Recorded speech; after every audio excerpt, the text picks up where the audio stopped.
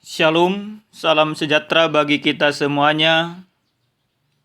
Jemaat yang terkasih di dalam Tuhan kita, Yesus Kristus, dimanapun kita berada pada saat ini.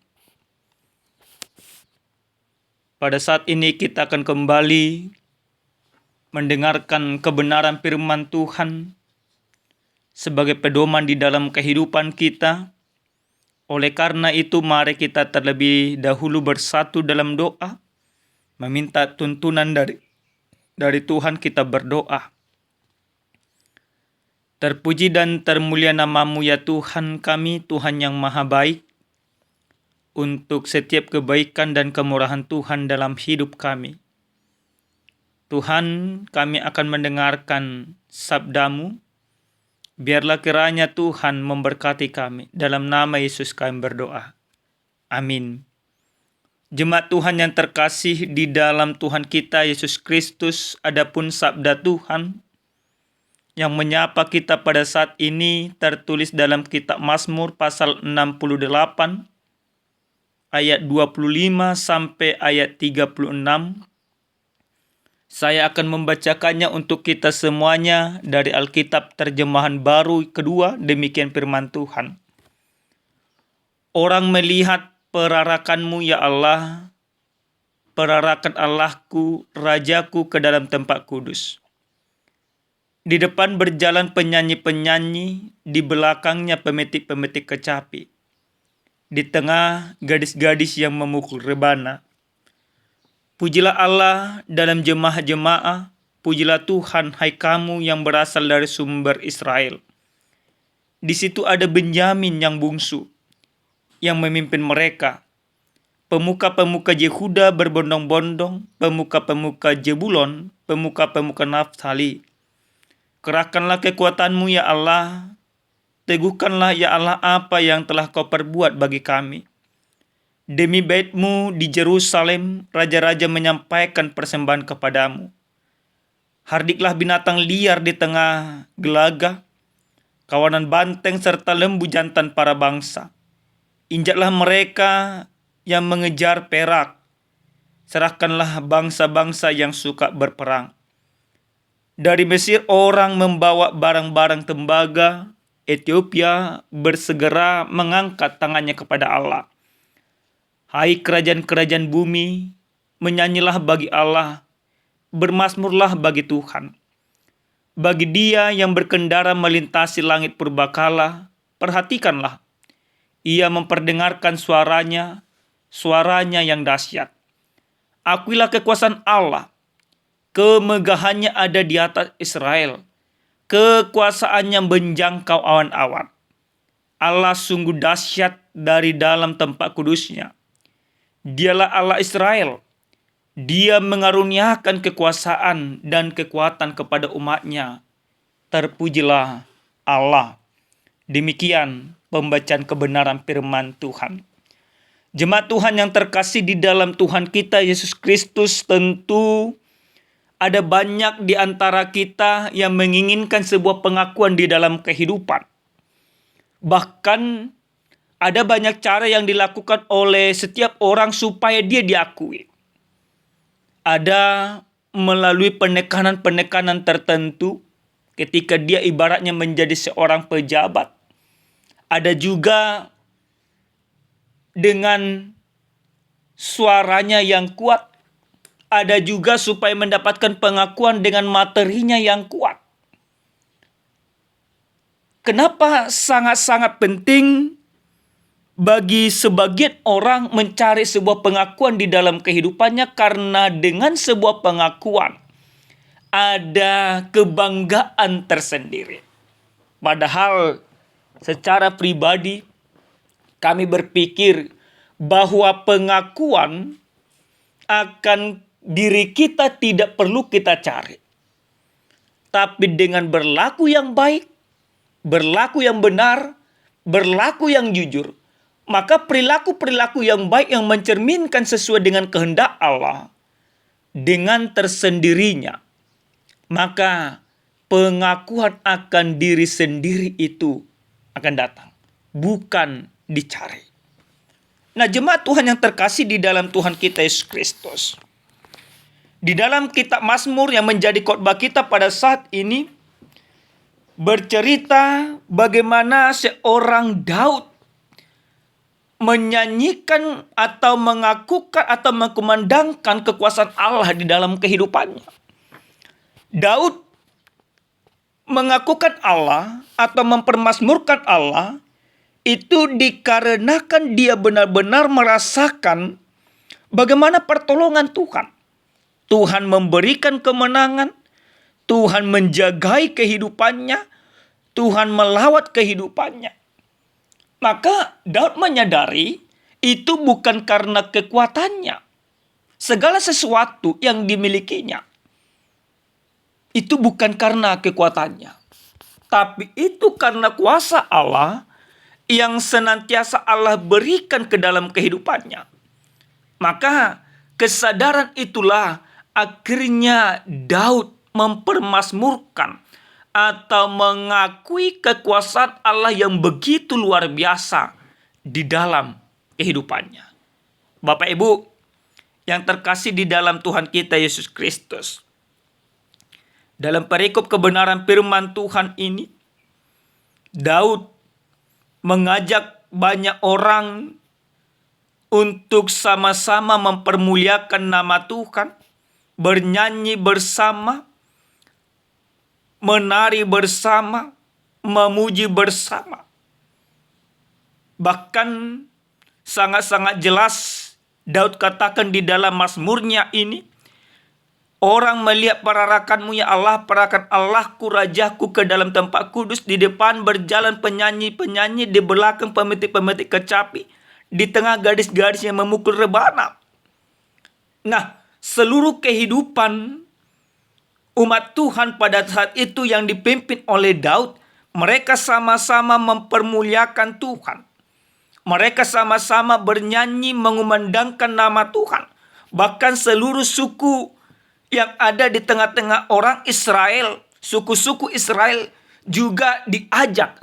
Artinya secara totalitas, seluruh orang yang ada di bawah pemerintahan Daud diajak oleh Daud untuk mengakui kekuasaan Allah dengan mempermuliakan nama Allah di dalam kehidupan umat itu. Bapak Ibu yang terkasih di dalam Tuhan kita Yesus Kristus, Daud berkeyakinan bahwa kekuasaan Allah itu tiada bandingnya. Semua para musuh mereka yang digambarkan di dalam perikop ini, hardilah binatang liar di tengah gelaga, kawanan benteng serta lembu jantan para bangsa, injaklah mereka. Mengejar perak, serahkanlah bangsa-bangsa yang suka berperang. Dari Mesir orang membawa barang-barang tembaga. Ethiopia bersegera mengangkat tangannya kepada Allah. Daud sadar bahwa kekuasaan Allah meliputi segala bangsa yang ada di tengah-tengah dunia.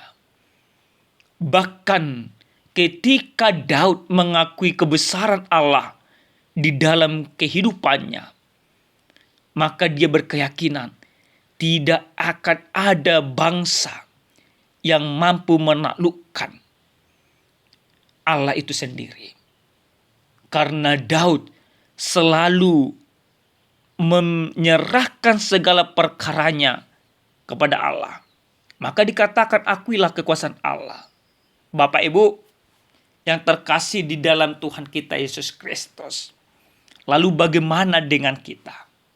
Apakah memang kita di tengah-tengah kehidupan kita masih mau mengakui kekuasaan Allah?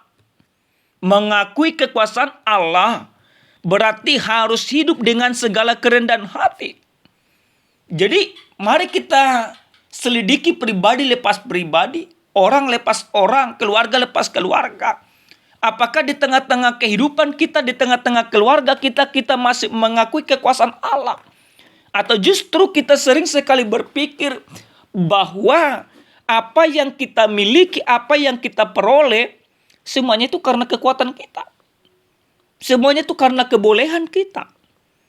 Tapi lewat firman ini, kita harus sadar bahwa tidak ada yang kita miliki di dunia ini yang kita dapatkan karena kekuatan kita. Tapi semuanya itu kita peroleh, kita miliki, itu karena pemberian Allah yang begitu luar biasa. Itu karena berkat Allah. Maka akuilah Allah itu di dalam kehidupan kita. Mengakui Allah berarti hidup dengan segala kerendahan hati dan membuang segala kecokakan di dalam kehidupan. Yang berikut Bapak Ibu, dari firman ini kita mau belajar bagaimana orang yang mengakui Allah di dalam kehidupannya berarti dia senantiasa menjaga kekudusan, menjaga kejujuran. Nah, jadi orang-orang yang melakukan hal-hal yang buruk, para pelaku korupsi, koruptor, dan lain sebagainya, mereka tidak mengakui Allah. Kenapa? Karena mereka pikir bahwa Allah itu bisa ditipu. Tapi dengan mengakui kekuasaan Allah yang menjaga totalitas seluruh kehidupan kita, kita diarahkan untuk tidak berlaku curang. Kita diarahkan untuk berlaku jujur. Jadi jangan lagi kita mencoba di dalam kehidupan ini melakukan hal yang tidak baik. Melakukan hal-hal yang tidak benar. Tapi kita harus tahu. Dalam firman Tuhan juga katakan bahwa mata Tuhan tertuju kepada orang-orang benar. Mata Tuhan senantiasa mengawasi kita, melihat kita. Jadi manusia boleh-boleh saja kita tipu. Tapi Tuhan tidak boleh kita tipu. Kenapa? Karena Allah melihat dengan jelas bagaimana Allah itu senantiasa memperhatikan kita. Oleh karena itu Bapak Ibu, kalau kita katakan kita mengakui kekuasaan Allah yang melawat seluruh kehidupan kita, jangan pernah ada timbul di dalam pikiran kita sekalipun, yaitu melakukan hal-hal yang tidak baik. Yang ketiga Bapak Ibu, mengakui kekuasaan Allah berarti kita harus sampai kepada sebuah kesadaran bagaimana pengorbanan Yesus. Bapak Ibu, dalam Minggu Palmarum kita diingatkan dengan segala sorak-sorai. Kita menyambut Yesus itu datang ke Yerusalem dan ingin mengorbankan dirinya di sana. Dan pengorbanan diri Yesus sesungguhnya mengajar kita, memberikan kesadaran kepada kita bahwa kekuasaan Allah itu meliputi semuanya. Kekuasaan Allah itu bahkan melampaui segala kekuasaan yang ada, termasuk kekuasaan dosa.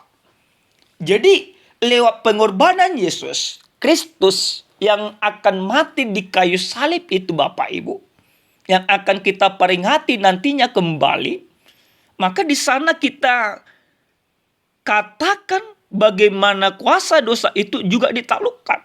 Kekuasaan Allah itu melampaui segala kuasa dosa, segala kuasa iblis, segala kuasa yang ada. Jadi dalam Minggu Palmarum kita mau diajak bagaimana setiap orang yang mengakui kekuasaan Allah di dalam kehidupannya, dia akan hidup dengan sorak-sorai, dia akan hidup dengan sukacita, dia akan hidup dengan bergembira. Kenapa? Karena Kristuslah yang menyelamatkan kehidupannya. Karena Kristus yang menjamin kehidupannya. Sorak-sorai yang kita miliki bukan sorak-sorai karena memiliki sesuatu, tapi sorak-sorai yang kita miliki karena kita menjadi anak-anak yang disayangi oleh Allah, yang ditebus, yang dikuduskan, yang diselamatkan, yang ditetapkan menjadi ahli waris daripada kerajaan sorga itu. Maka itulah yang membuat kita bersorak-sorai. Itu yang membuat kita berpalmarum. Jadi palmarum yang kita rayakan Bapak Ibu, bagaimana seorang Daud dia mempermuliakan Tuhan karena kebesaran Tuhan yang begitu luar biasa. Maka kita juga tentu demikian. Dalam Minggu Palmarum kita mau diarahkan supaya setiap orang di dalam kehidupannya mengumandangkan, mengakui kekuasaan Allah dengan penuh ketaatan, penuh kejujuran, penuh dengan kehormatan hanya kepada Allah semata. Amin. Kita bersatu dalam doa. Kami bersyukur kepadamu Tuhan, untuk firman Tuhan yang sudah kami dengarkan. Biarlah kiranya Tuhan, kami senantiasa mengakui kebesaran kuasa-Mu di dalam kehidupan kami. Kami tahu, kami tidak ada apa-apanya tanpa kuasa Tuhan. Tapi terima kasih atas kuasa-Mu, kami boleh ada hingga saat ini. Terima kasih Bapa, dalam nama Yesus kami berdoa. Amin. Salam sejahtera Bapak Ibu, Tuhan Yesus memberkati.